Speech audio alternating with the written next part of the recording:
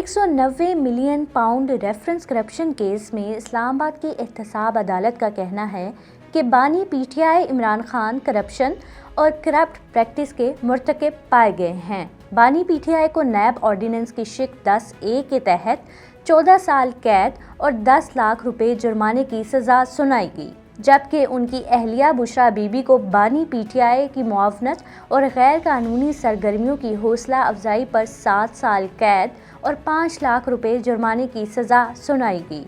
اس حوالے سے سینئر صحافی اور اینکر پرسن حامد میر نے وائس آف امریکہ کو ایک انٹرویو دیتے ہوئے کہا کہ لوگوں کو اس فیصلے کے بارے میں پہلے سے ہی معلوم تھا اور بالکل ویسا ہی فیصلہ آیا۔ اینکر پرسن مہر بخاری نے ایک دن قبل ہی ایکس پر پوسٹ کرتے ہوئے سزا بتا دی تھی۔ پاکستان میں ججوں کے فیصلے پریڈکٹیبل ہوتے ہیں، یہی وجہ ہے کہ سپریم کورٹ کے فیصلوں کی پیشن گوئیاں پہلے سے ہو جاتی ہیں۔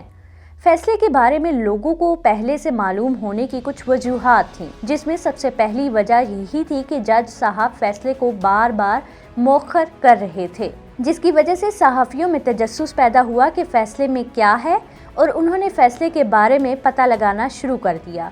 حامد میر نے انکشاف کیا کہ فیصلے سے 7 یا 8 دن پہلے عمران خان کو یہ میسج دیا گیا کہ ہم آپ کو 14 سال قید کی سزا سنائیں گے،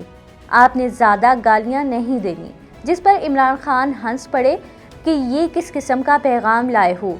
مجھے قید بھی ہونی ہے اور میں گالیاں بھی نہیں دے سکتا۔ عمران خان نے کہا میں تو گالیاں نہیں دیتا، میں تو جیل میں بیٹھا ہوں، جس پر ان کو کہا گیا کہ وہ سوشل میڈیا پر جو کیمپین کرتے ہیں وہ نہیں ہونی چاہیے۔ فیصلہ اصل میں عمران خان نے خود لیک کیا تھا، کیونکہ ان کو پتا تھا کہ ان کو 14 سال قید کی سزا ہونی ہے۔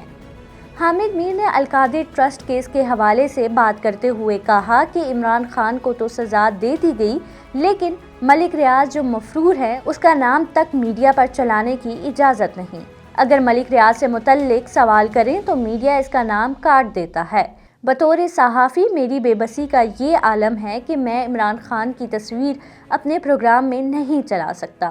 نہ ان کا کوئی پرانا بیان، زبردستی ان کا نام لے لیتا ہوں، لیکن ملک ریاض کا نام کسی بھی پاکستانی ٹی وی چینل پر نہیں لیا جا سکتا، میڈیا خود ہی اس کا ذکر کاٹ دیتا ہے۔ حامد میر نے یہ بھی انکشاف کیا کہ حکومت کے ساتھ پی ٹی آئی کے آرمی چیف سے بھی مذاکرات شروع ہو گئے ہیں، اور بیرسٹر گوہر کی میٹنگ کافی تفصیلی میٹنگ تھی، جس میں ایک وزیر صاحب بھی موجود تھے۔ حامد میر کا کہنا ہے کہ پی ٹی آئی خود کو پاپولر جماعت کہتی ہے، تو ان کو عوام کی طاقت پر بھروسہ کرنا چاہیے، نہ کہ ان کی طاقت پر جن کے بارے میں یہ کہتے ہیں کہ انہوں نے انہیں برباد کیا۔